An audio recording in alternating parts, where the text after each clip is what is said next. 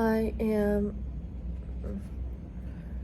recording to reflect about being a healthcare provider and having sick family members and the toll it takes being a sandwich generation, having kids and parents who need you.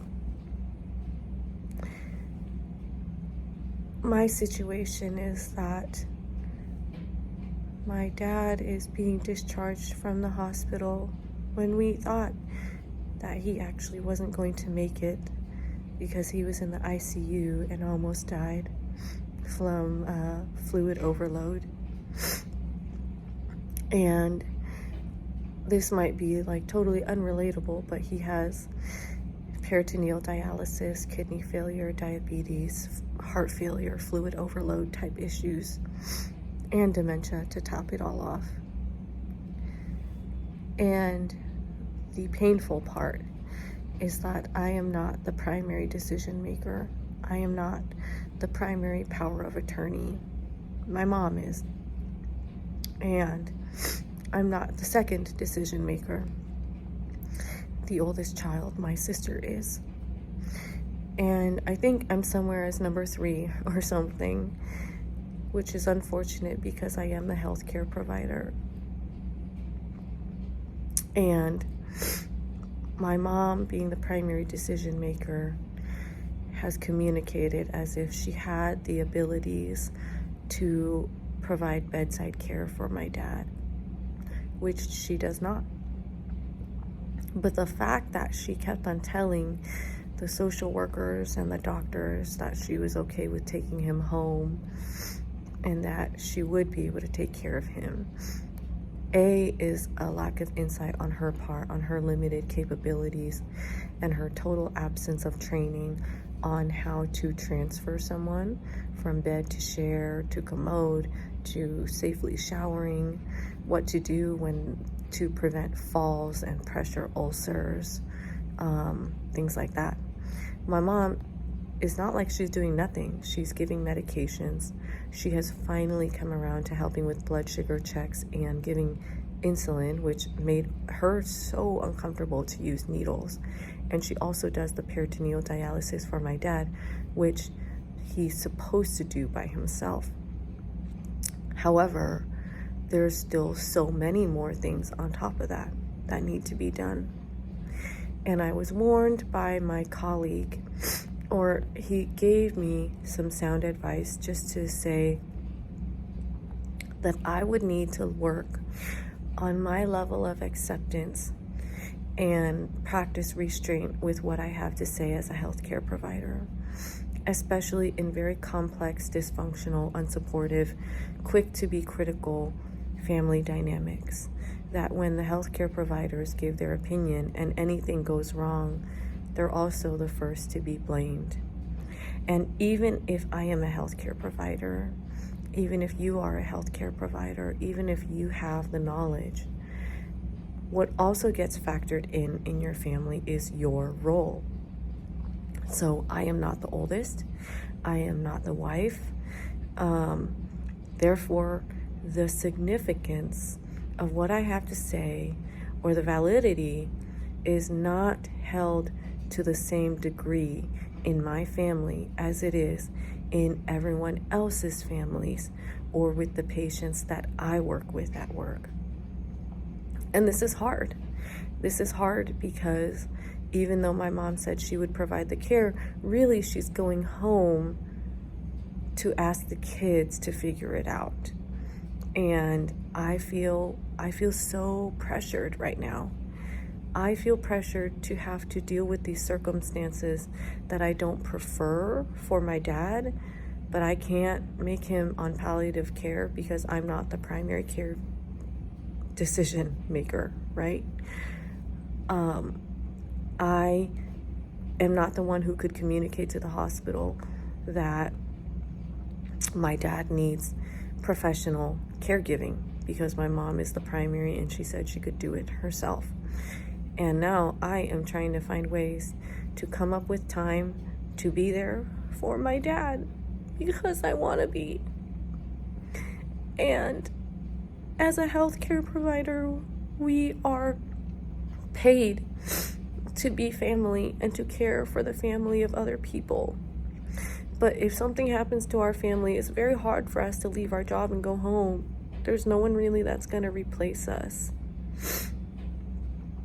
We don't even get as comfortable of working conditions as people in tech like Google and Apple, where they value so much giving people places to nap, napping pods, and having all of the mental health resources. And man, when my husband worked at YouTube, they just had amazing resources, such quality food, such a lax working environment in order to encourage people to be at their best. And that's not the case for us.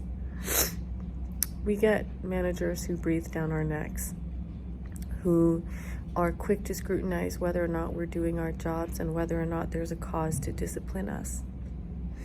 And I find every way these days not to give anybody any cause or any excuse to reprimand me, as well as to be more resilient and lighthearted about it, understanding that there's such a power struggle here.